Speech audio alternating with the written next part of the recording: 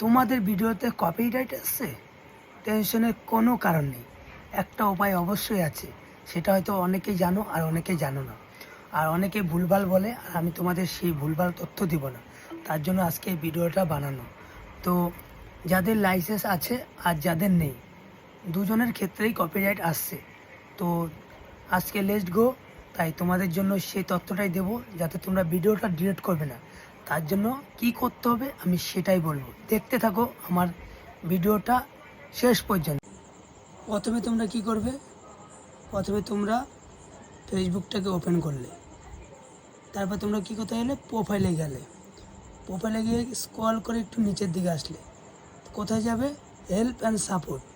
Help and সাপোর্টে গেলে, help and support থেকে কোথায় গেলে, সাপোর্টে গেলে।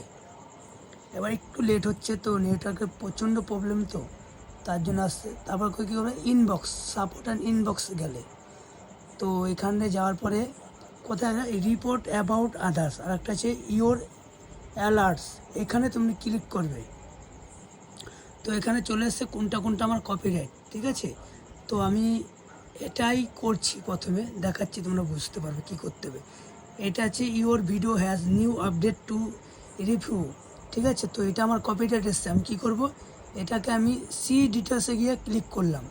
কী আসলো, কন্টিনিউ দিয়েছে, this video is sharing at revenue with music right owners, মানে এটা কারোর কোম্পানিতে কিছু চলে যাবে পুরোপুরিভাবে, ঠিক আছে। তাই তোমাকে কি করতে হবে, কন্টিনিউ করে দিলাম।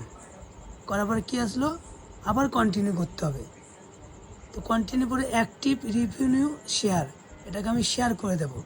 তো আবার কন্টিনিউ করব, তো অ্যাক্টিভ করে নিলাম, ব্যাস হয়ে গেল। এইভাবে করবে, তোমাদের কপিরাইট আর থাকবে না। তো বাই বাই।